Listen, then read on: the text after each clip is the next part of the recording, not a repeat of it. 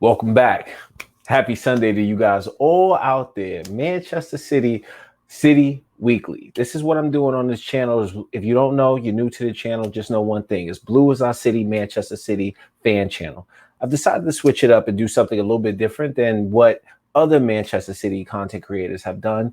I've decided to go with a kind of weekly special where I get to talk about a lot of different subjects, not only the fantastic result against Norwich over the weekend, yesterday, put the smack down on them. We're going to go through that, but I just want to say much love and appreciation to everybody who watches the channel. Bro, it's a new season. We're just doing things a little bit different, but bear with me as I get going here. We're going to talk about a lot of different things, but first off, thank you so much to all the people who have been subscribing to this channel, liking the content. Without you guys, I wouldn't be able to do this. And if you're new to the channel, just know I'm a brother from over here in the seas, over here overseas in the US. And I want to be able to connect to other Manchester City fans who are scattered throughout the world to kind of build that community. So we feel like all of us are in this together. And as Manchester City grows, hopefully it's more and more like us for generations to come. So we're about to get into this. But like I said, I just want to say thank you so much. But bro, where do we start, man? We got to start first things first. Bro, we just put the waxing down on Norwich yesterday. I mean, we knew kind of coming into the match, City needed a little bit of revenge, if you will, or not revenge necessarily, but just feeling better after that loss against Tottenham, and it's just brutal, so we needed some goals coming into this game, and we absolutely got them. But it is Norwich at the end of the day. We're going to talk about that, but bro, we just gonna have to get into that. We also on the show, we're going to be talking about some other things too, but it's going to be shout out to the man of the match. We're going to talk about Manchester City coming up against Arsenal, who's going to be next on the schedule. They just lost against Chelsea today, so I'm not really worried about them. We're going to take a look and see where they are in the table, as well as do the weekly ops review, where we take a look at all of our opponents, Manchester United, Leicester, all these other teams that are supposed to be up against the champions. We're going to take a look at their weekly results and what they got going on.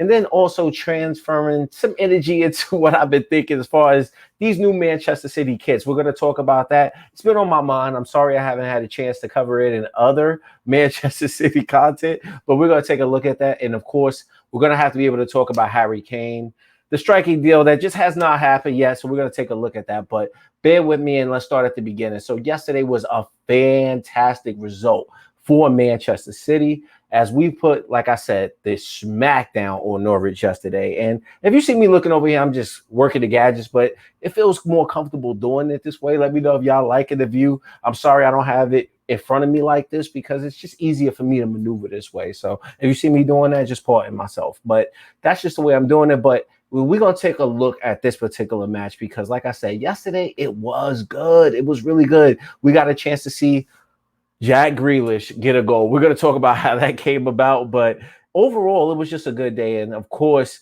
Torres starting up front, but none other than that. Let me stop waffling. Let's kind of get into the content here and kind of talk about the reaction of Manchester City versus Norwich 5-0, how it came to be about. But let me share with you guys my screen. Bear with me 1 second, and we're going to get into that. Try to do this show a little bit slower too, so I'm not trying to really rush through everything, but I think it's important to start at the beginning. What's the beginning? Really, the starting lineup. So we started here. If you guys can see my screen, let me make sure you guys can see my screen. So as you can see what we're looking at right here, fair use. But this is who Pep decided to go with after the loss against Tottenham, who didn't have Harry Kane, by the way, and Young-min Son hurting us again like he always does. I mean, this guy still haunts me at night, but at the end of the day, that's what it was. But you could see Pep elected to go with a proper striker this time.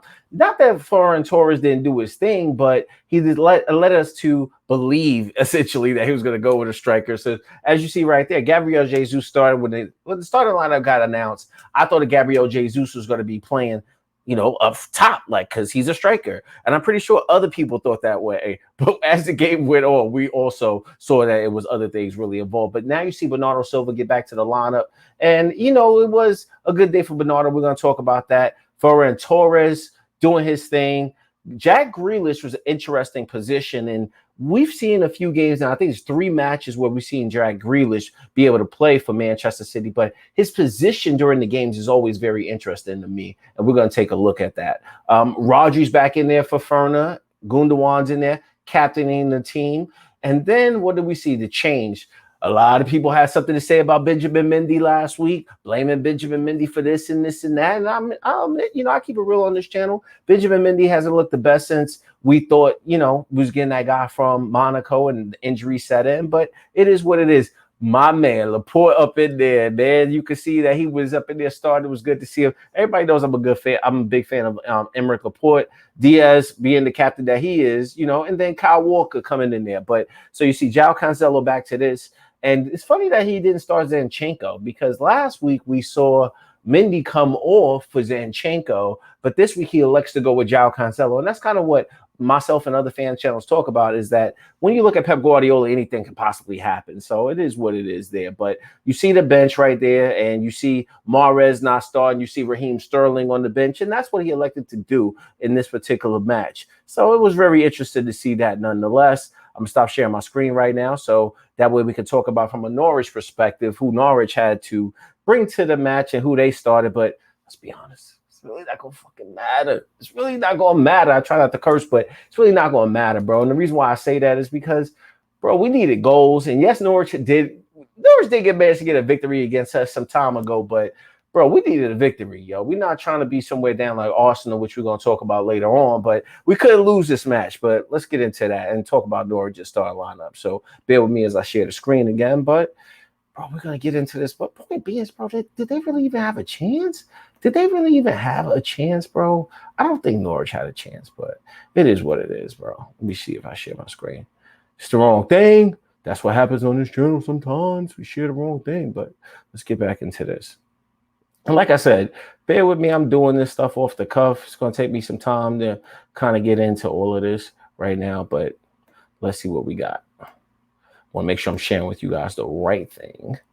And this way, we know it's the right thing.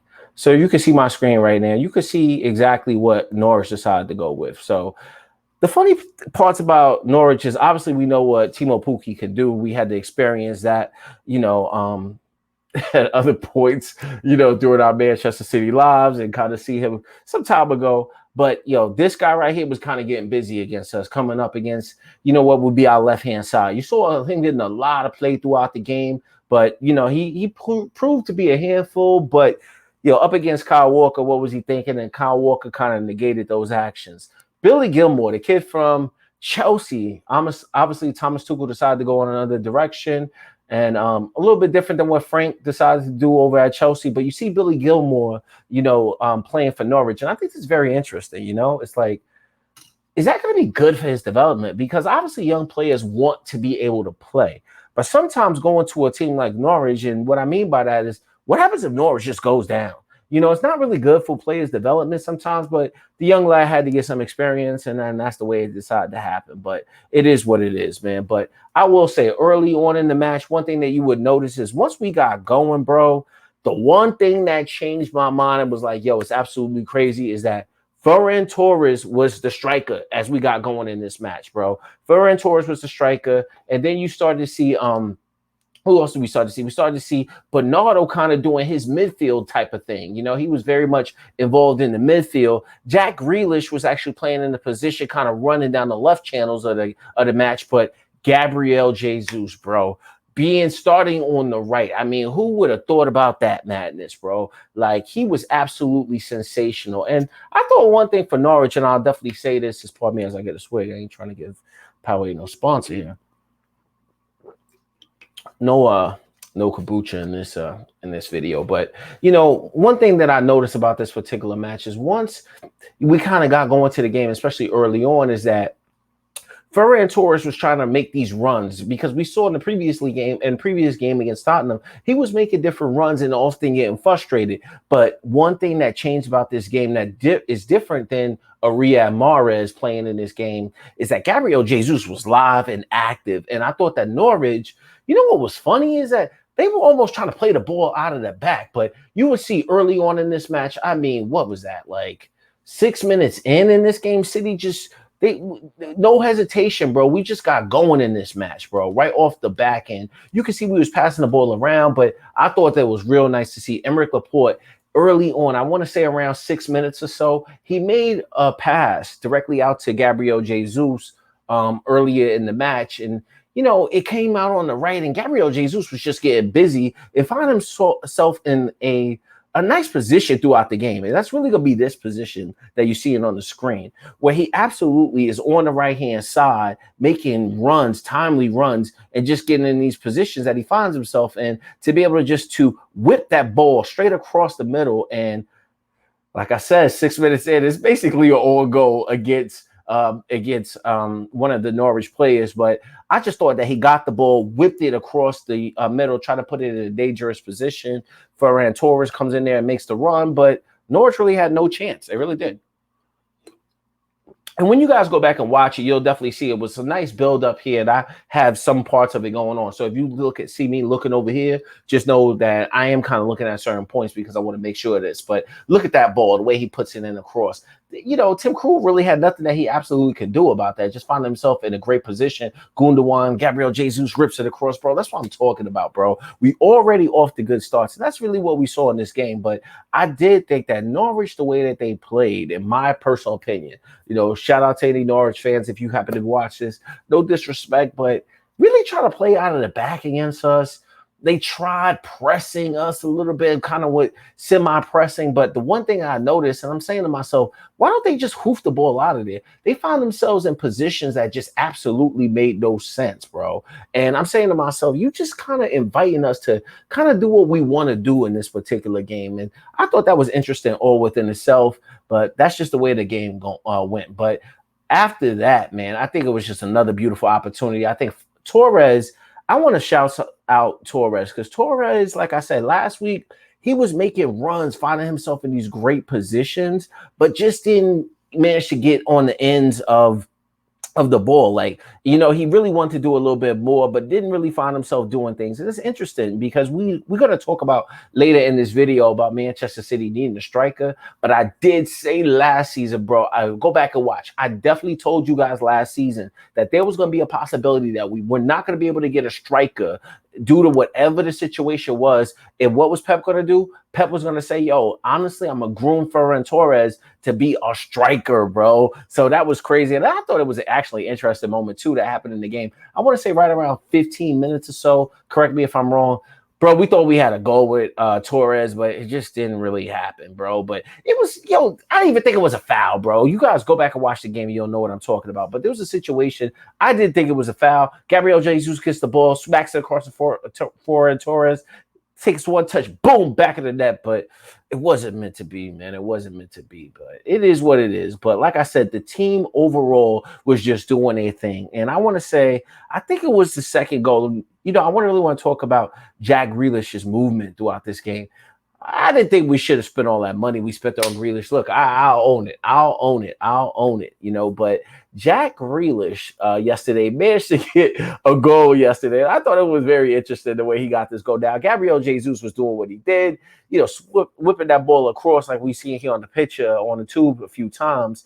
But the way Jack Grealish got his goal, I thought that was very interesting, all within itself, because Jack Grealish is one of those types of players that 100 mil, bro. You knew it was going to be expectations the moment that we signed this guy, bro. You know it was going to be expectations. But the way Gabriel Jesus set him up with this ball going across, the ball ends up doing some mad shit, bro. It ends up doing some mad shit. He just put it across the box so hard. Maybe it's because Gabriel Jesus has played the striking position so much that he just whip the ball across the middle, bro. Put it in a dangerous position. Probably because he's been a striker so many times on this team and just saying to himself, put the ball in a dangerous position. And what does Jack Grealish do? He benefits from Gabriel Jesus putting a ball in a dangerous position. So basically, Kyle Walker gets involved and makes this beautiful pass to Gabriel Jesus. So Gabriel Jesus makes this run, bro, on the right-hand side. And it was a nice pass from Kyle Walker. But once Gabriel Jesus puts on the Jets, get the ball,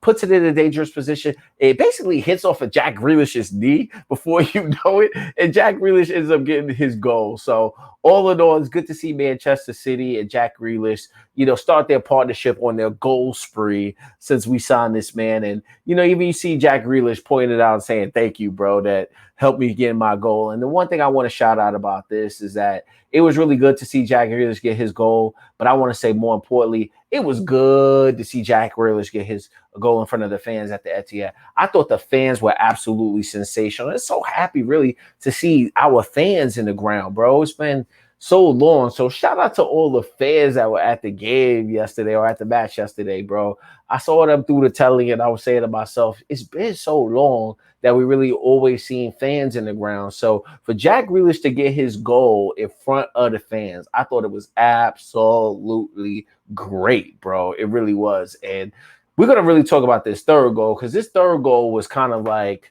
a good situation. So keep in mind where we at right now. It's already 2-0, bro.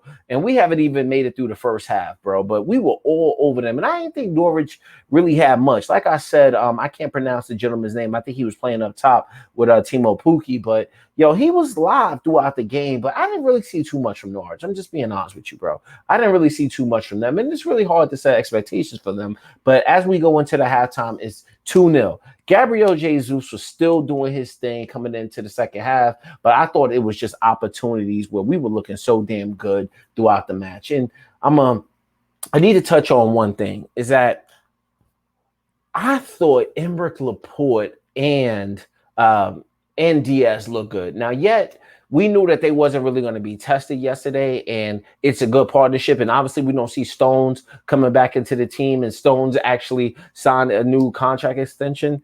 But you guys know I'm an Aymeric Laporte fan on this channel, bro. So I'm gonna have to be able to talk about what he does, man. But yo, that guy Aymeric Laporte, that's my dude, bro. Because at the end of the day, he's got a knack for goal, bro. In my opinion, he really does. But it is what it is, and some people are like, yo, I love John Stones. I love John Stones too, man. I just really like what my man Aymeric Laporte brings to the table, bro. We about to really talk about him just having a happy moment in this game. But after in the half times, I thought Gabriel Jesus was already the man of the match at halftime, bro. It was nothing that they could do when they was already 2-0 down, bro. But that's just the way I saw it. Bear with me 1 second because I want to show this picture of our court. That's the reason why I kind of like doing these reaction videos and kind of talking about the match review after a little time has passed, because you can always get the pictures and everything. But it was absolutely sensational to see what my man Aymeric Laporte scored right around 63 minutes, bro. Like, I'm so happy for this dude, man. Look at that face. Look at that determination, bro. And you can see how happy Ruben Diaz was for him. But Aymeric Laporte, I don't care, bro. I made a video last year talking about this. He scored for us in the League Cup final, right? Score for us in the League Cup final. We seen him score against Brighton. When he attacks situations, bro, he's always there to attack situations. But the way he got his goal yesterday at this particular moment was absolutely gorgeous, bro. It was absolutely gorgeous, bro. Off the corner, bro, we get the ball. It just basically ricochets to him, and right foot, bro, back in the net, doesn't even matter. 63 minutes in. The way he finished that and put it around Tim Krul was crazy. Norwich obviously should have cleared the ball, but absolutely sensational for a left-footed man to be able to put it on his right foot, get it past the keeper, and shout out to this guy, man. That's why I said this guy's my dude, man. I really like the tenacity that this guy brings, and just to really see how happy all the team was for him. It wasn't just Ruben Diaz. It was Roger. You could see everything right there, but I thought it was remarkable, man. And Norwich really just didn't have a chance in this game. I don't care what nobody said, man. So it is what it is. But I thought there were so many different moments in this game. And Pep honestly made some good decisions when he made right. I want to say, yo, shout out to my man right here. So obviously situations happen and they need to point this out. So let's just be clear with this. So bear with me. Like I said, I'm going to take my time doing this, bro. But I need to talk about one thing. So obviously, some people have been out there crying and saying, yo, man, he should be starting Sterling. Obviously, we know Phil Foden's out with his injury, but Sterling comes on around 61 minutes from Torres, so he comes on around 61 minutes. And I thought it was actually a good substitution from Pep Guardiola to be able to put him on, because it takes a lot out of Ferran Torres to be able to make those particular types of runs that he really has to make, but I really like what this guy does, man. Torres is my dude, and he really gonna be there. And I really liked him. Whether we have him as a striker or not, I thought he was really good, but he basically needed a rest. So he comes off around 61 minutes. And I thought it was so nice, bro. What did Pep Guardiola do? I gotta find it. Sorry, I just gotta find it.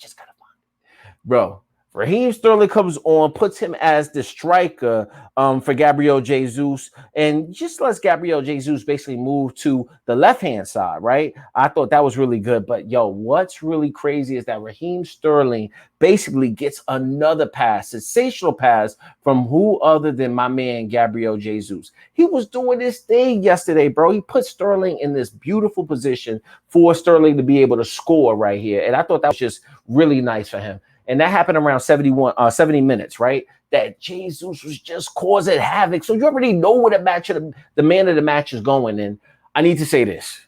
I'd rather see Gabriel Jesus play striker. Yes, he had a phenomenal day yesterday, but I don't think I want him as a winger. Yes, he could play this position. We're going to have to talk about that later in the video. But, yo, the way that this goal happened, I just thought it was nice movement all around again. And it's just Kyle Walker doing damage to Gabriel Jesus, bro. Gabriel Jesus sets Raheem Sterling up, and Raheem Sterling scores the first Manchester City goal of this season for him, but it looks so good, bro. It just looks so good that at least I felt when I was watching the game, bro, I felt like that was the first goal because the Grealish one was sloppy. The first one was an on goal. It was a nice finish from Aymeric Laporte, but this was a clean Manchester City goal, bro. That's the way I felt when I was watching the match. Let me know if y'all think something different, but yo, that was mad clean, and I really did like that goal. So that's already putting us up big. So now it's already 4-0. And then what happens? Yo, Riyad Mahrez comes on the pitch and just basically kills Norwich and puts it at being 5-0. And I thought that was really good. And, I thought Pep Guardiola did something real good where he was able to take off Jack Grealish. But the reason why I want to talk about this Riyad Mahrez goal, which was absolutely a beautiful goal, is if you can see right there in the back on the picture, yo, Cole Palmer played it. Yo, there's one thing that I don't know if you guys noticed. Yo, I don't know if you guys noticed. Let me know. But I did say Manchester City needs a midfielder, right? Because I definitely think we need a midfielder. It's very interesting in the positions that he's playing Grealish. We know how he's going to play Bernardo Silva. But the way Cole Palmer came on the field, I was so proud of Cole Palmer, not only for a young man to be able to play, but the way he was moving. He started off being kind of slow. You don't really see the movement. But the way he was able to read the game, and he's left-footed, I thought he was finding himself in groovy positions with Grealish down the left-hand side with Cancelo. There were points in this match to where they looked pretty damn good. And I thought that Guardiola now maybe has a way to possibly give Gundogan a little bit of rest. Obviously, we know Kevin didn't play in this match, but yo, I thought Cole Palmer looked good, and he was finding his groove the way he was passing. Yo, I thought it was kind of slick, bro. But that's just me, bro. I just thought it was, man. Let me not just kind of go on about that. But obviously, we just waxing Norwich all over the place at this point. And most City fans are feeling good about the match because we say to ourselves, this is the type of City we want to see. But I thought a beautiful moment happened with Riyad Mahrez. He made this beautiful run. And I don't know what Norwich was freaking thinking. But, yo, let me know what you guys saw. This is what I saw. Riyad Mahrez, as soon as he came on the pitch, got busy on the right-hand side, goes in his position. So Gabriel Jesus has already been kicking it, saying, what, bro? I've already put us up at least 2 goals on the right-hand side. But Riyad Mahrez comes in the game. He assumes his position, which is the right-hand side of the pitch. But as soon as he comes up, he made this sensational run. Basically, what he did is he's going to start on the right-hand side. It makes this run inward. He made this run inward. It wasn't a straight run, but he basically made this run right around 84 minutes, cuts inward, so that way he's not offside, gets the ball, bro. I thought it was absolutely phenomenal. For him to do this finish, hits the inside of the post, back of the net, didn't even matter at that point, bro. It was all over, but that run is very clean, Manchester City. So, what type of goals did we get that I would say is traditional Centurions? I don't know if you guys can see that behind me, but Centurion-style goals yesterday, at least in my opinion. I'm happy with the 5-0 either way. You already know I'm G-Money because Manchester City need to kick on going. Let's get this season going to show everybody that we are the defending champions out here. But I thought it was a great job the way Pep lined up the team. I was shocked to see Gabriel Jesus out there. But let me point out this. Who was the man of the match? Bro, you already know where I'm going with this. You already know what time it is. It was Gabriel Jesus, man of the match. He was outstanding. But Pep, I ain't trying to see that long term, but he was absolutely outstanding as man of the match. So I'm definitely going to give Gabriel Jesus, that guy, man of the match. He didn't have 3 assists, bro, but he should have had 3 assists. That's just what I'm saying, bro. He should have had 3 assists. But, yo, let's transition on the topics. And like I said, it was definitely phenomenal to see Manchester City get back to winning ways with that game yesterday. But, yo, Cole Palmer was good to see him on the pitch. Raheem Sterling came on, played the striker position, made some good runs. But out of all the goals yesterday, I'm thankful for all goals. Let me know what you guys feel in the comments, but I'm really thankful for those last 2 Manchester City goals because it was nice to see those type of goals, not just scrappy goals. And City may even start to kick on a little bit because keep in mind, we didn't have De Bruyne and all of that going. So that just is what it is. But you already know. And what's up next, bro? What are we talking about next?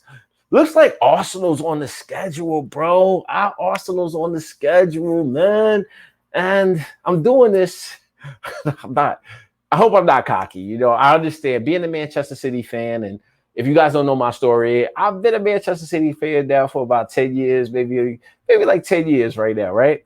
But don't think I'm stupid enough to not understand that Manchester City has had our troubles throughout history since we kicked on back in the early days. You know what I'm saying? Like, that's the reason why I got this collage. I'm just telling my Manchester City story. And I'm saying all that to say, we know we got Arsenal next up on the schedule, but Arsenal's not in such a good position right now. But if Arsenal fans are watching this, bro, I mean, you guys no disrespect, but you know that your team is in a challenging position right now. Arteta is like, yeah, what am I going to do with these guys, bro? I ain't got no paper right now. But, you know, they did go out there and they spent some money. But, bro, it can be pretty dark times. I don't know what Robbie, and shout out to the Arsenal fan channels out there, but I don't know how Robbie and DT and Lee and all these other Curtis and all these other people deluded a feeling about this next match coming up. But we are Arsenal on the schedule, and I'm looking to say, yo, ain't no time with no being no friends, bro. And Arsenal's had some luck against us, but we need to go out there and kick ass right now. But we're going to talk about Arsenal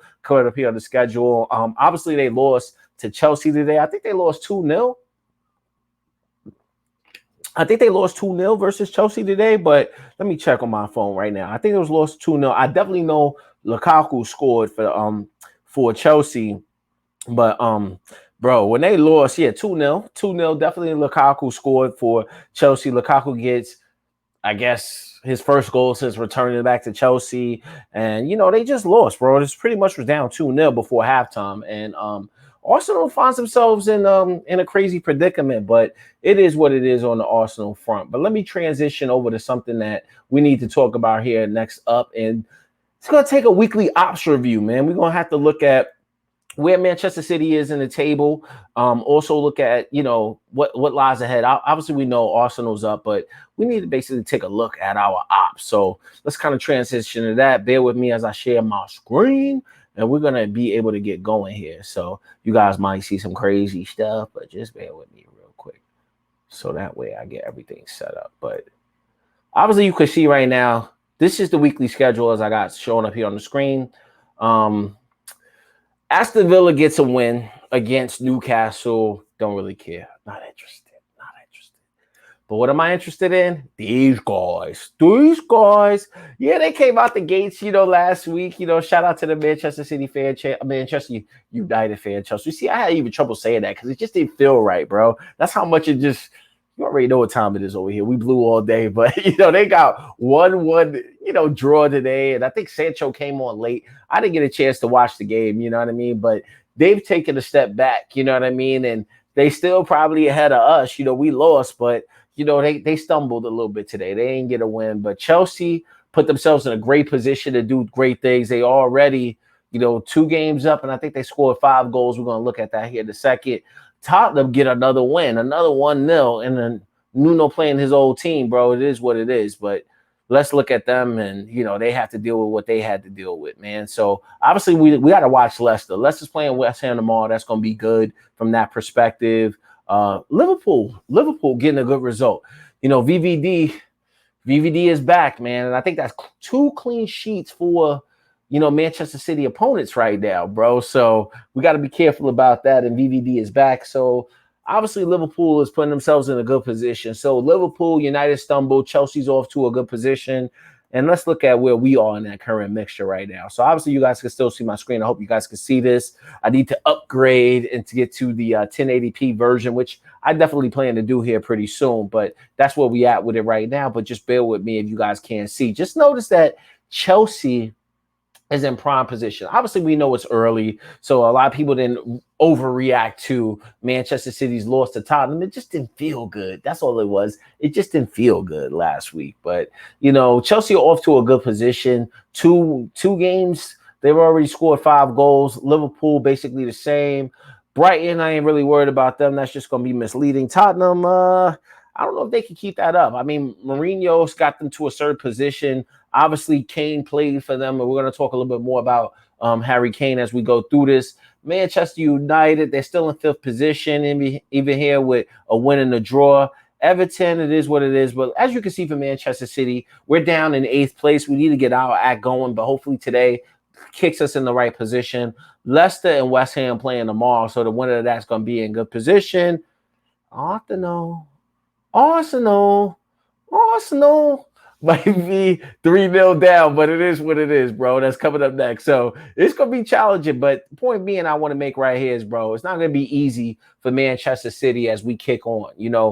Chelsea have put themselves in a great position. So when we look at our opposition, they doing good things. We know that this is going to be a full season with Thomas Tuchel leading the show over there for Chelsea. And that's going to be crazy all within itself. Let me try to lift this chair up a little bit. I look crazy right now. Yeah.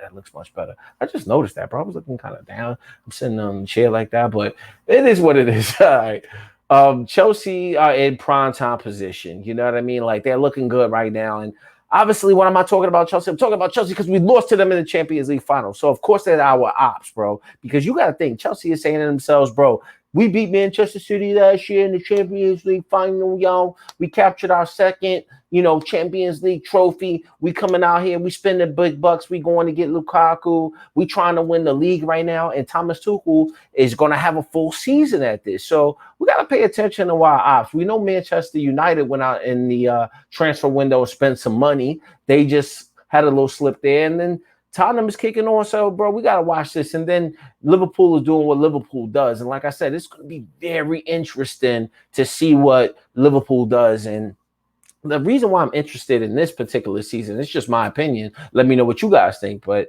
the point I'm trying to make here is that last year, I said it in previous videos, I didn't think last year was that good just due to the number of injuries that happened for critical teams last year. But this year, yes, it's early on, and hopefully everybody stays fit. But if you're really looking at everybody's fully fit all year, you're going to have these top-heavy teams, whether it be Manchester City, Manchester United, Liverpool, Chelsea. One of the West Ham. I said West Ham. I wasn't trying to be funny. My bad. No disrespect. But, between I would say West Ham, between a team like Everton, between a team like, those 6th, 7th, and 8th teams like Tottenham, they're going to be able to push. But I think those top 4 teams, it's really going to be a slug fight all year long, in my particular opinion. But that's just me, bro. Let me know what you guys think. The next thing I want to talk about is we're going to have to transition on the weekly show here. It's something that I'm a little bit passionate about on this channel, man. That's these new Manchester City kits. Obviously, you see me rocking the Nike kit. If you pay attention to this type of content, this type of channel, bro, I'm a big fan of the kits, man. I kind of go hard with the kits. I made previous videos. Obviously, I need to get back to that about kits, tops. Sometimes in my videos, you might hear me say jerseys because I'm American like that. Don't hold it against me, but you obviously know what I'm talking about. But today we're going to be talking about these new Manchester City kits, bro. And we're going to take a look at some of them and kind of go through what they looking like out here, bro. What they looking like out here, man. Because honestly, in my opinion, some of them is looking kind of saucy. Others are not looking so saucy. But, we're going to really talk about it here as a community. So bear with me 1 second as I pull up that with the screen. And like I said, bro, I got nothing really against Puma. But I'm just a Nike head, bro. It goes along with the sneakers. Adidas probably is up next, but I'm not really that bad on on Puma. I'm just a Nike fan. And maybe I like the Umbro days. I hope I'm saying that correctly. Somebody probably going to make fun of me about that. But, I thought Umbro was doing their thing with the Manchester City jersey. Shout me out on the, if y'all know about them Umbro, kits, let me know, bro. But, let's take a look at these Manchester City kits. So bear with me as I share the screen.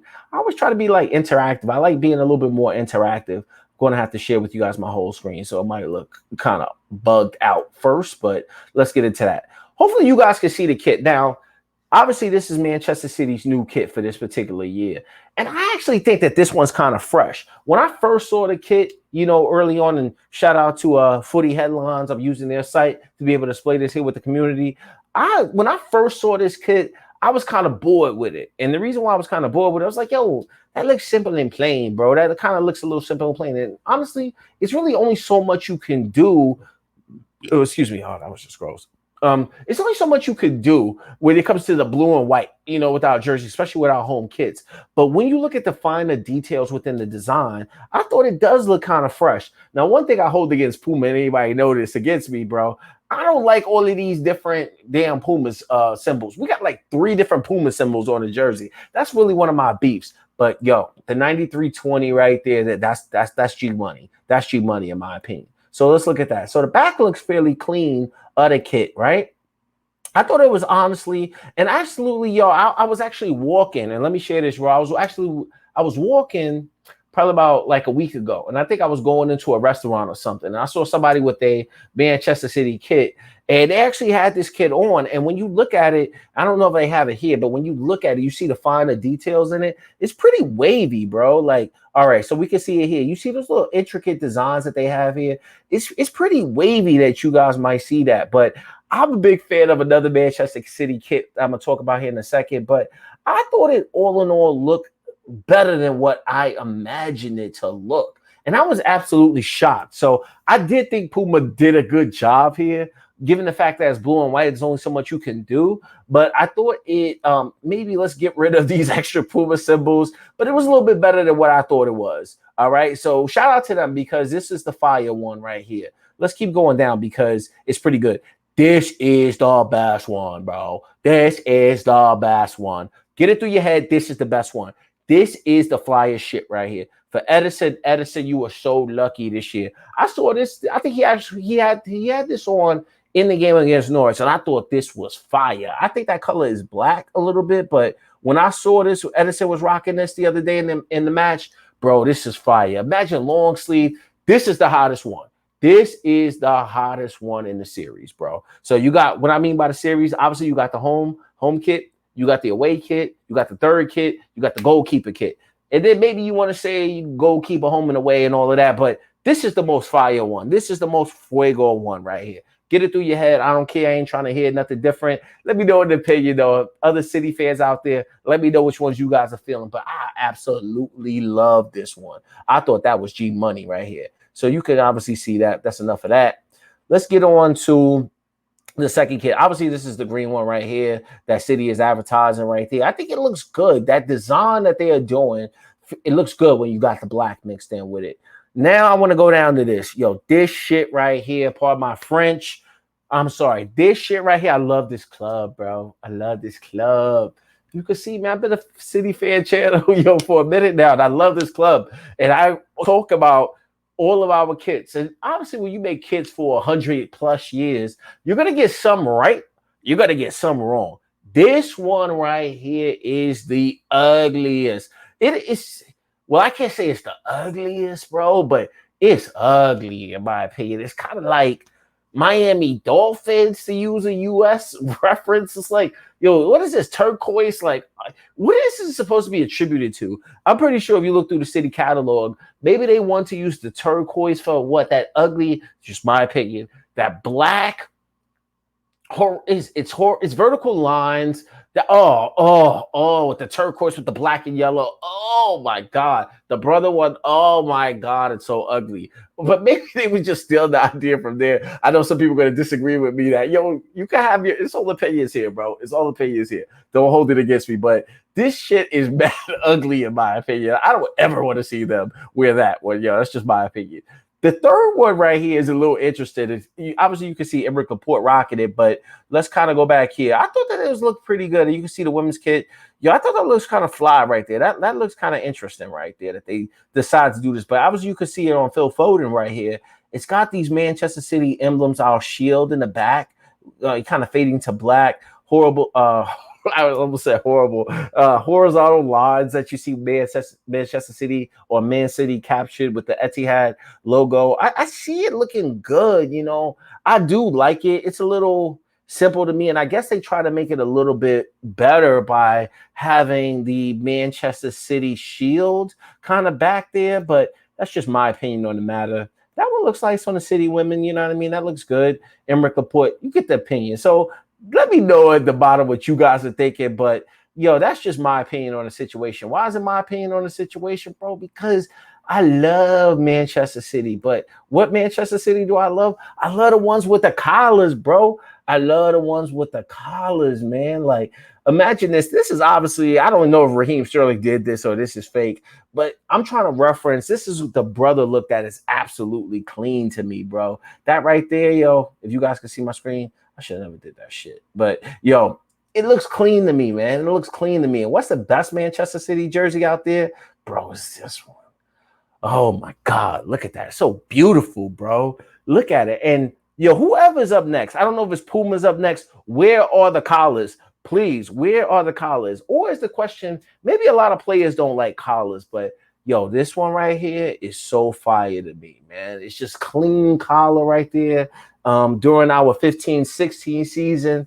And, bro, that's the reason why I'm in love with Nike. Puma, you're doing a decent job, but I can't wait to get Nike back. And we probably, you know, we got to – Adidas is probably going to be up next. Who am I fooling? But, yo, what's up with the collars? Or Puma, you got to continue your business next season, bro. Just give me a collar, bro. I'll be all good after that. I promise you. I'm not going to have anything to say. But next year, just give me a collar, bro. So that's where we at with that news. Transitioning on the show – next up, who we got to talk about, bro? We got to talk about this guy, man. We got to talk about this guy.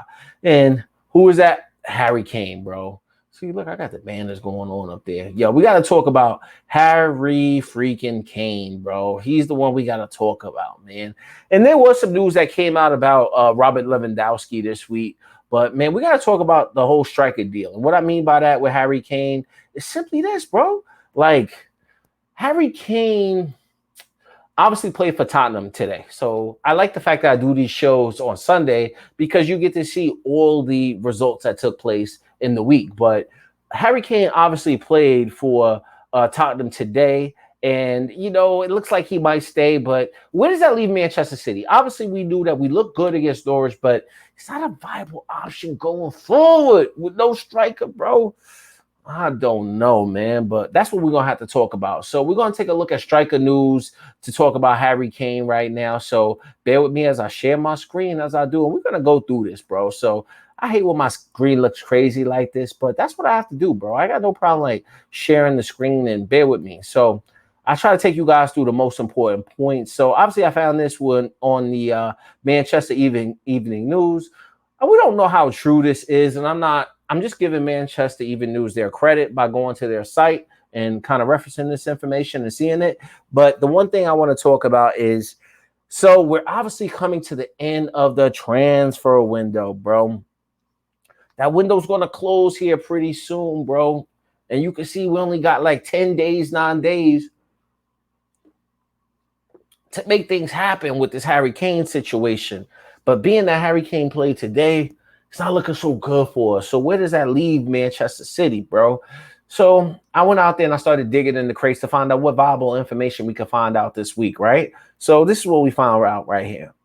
Is that obviously we know the transfer window's closing, like I just alluded to. But depending on what report you read, Tottenham are holding out for at least $150 million, while City's offer is said to be around $120 million with, you know, clauses and add-ons and all that other stuff. Bro, there is no way in hell Manchester City should pay $150 million. I have been very vocal on the situation. I am not gassed off the fact that we look good against Norwich. I know that we're going to have to play teams like Liverpool throughout the year. We're going to have to play teams like Chelsea throughout the year. You know, we're going to have to play United throughout the year.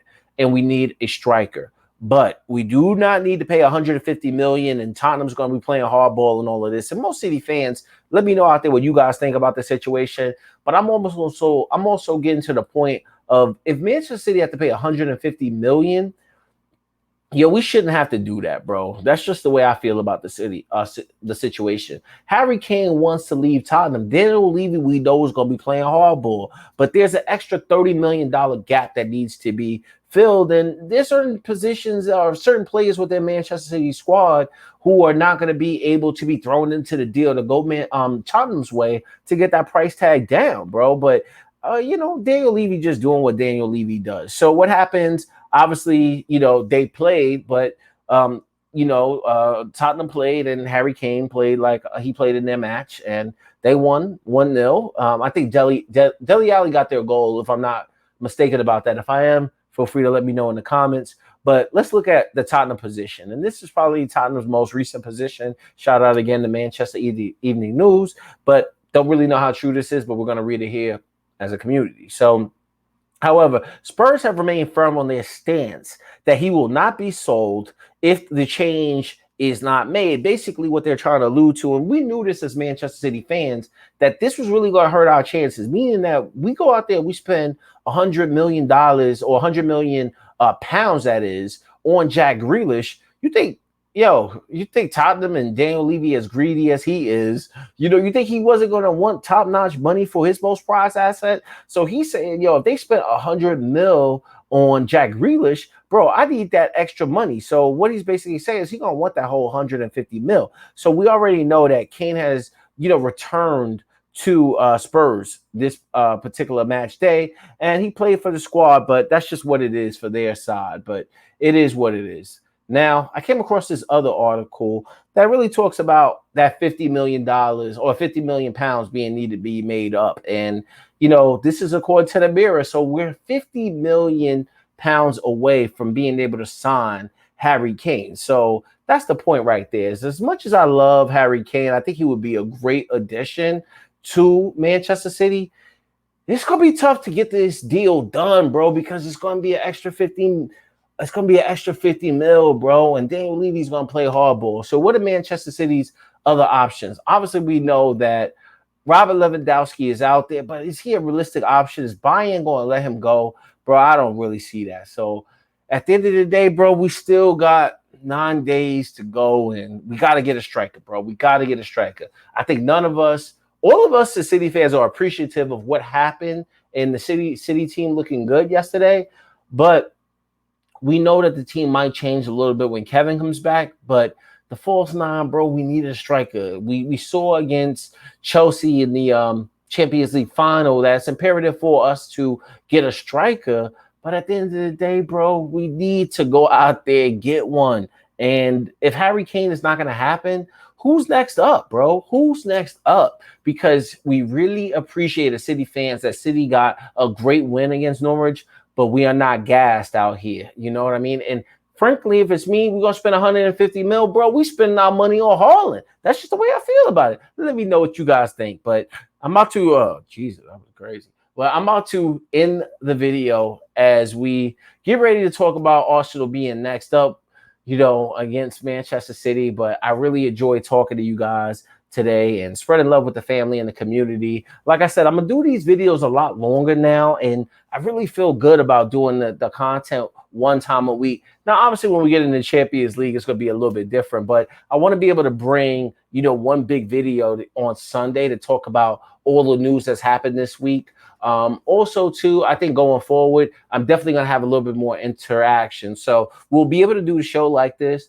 but I also want to bring other Manchester City fans in and let me know what you guys think. So I think on the next one, we'll try to get some fans, some City fans' reaction to what's transpired in the week after we hopefully wax Arsenal. But until the next video, I want to say much love and support. If you guys really enjoyed the content, you like what you saw here today, like the video, subscribe to the channel, join us on our journey. Until then, it's Blues Our City, Manchester City fan channel. Who do we love? City all day, baby. Home of the defending champions. I'm out. Everybody enjoy your work week out there. See you next time. Peace.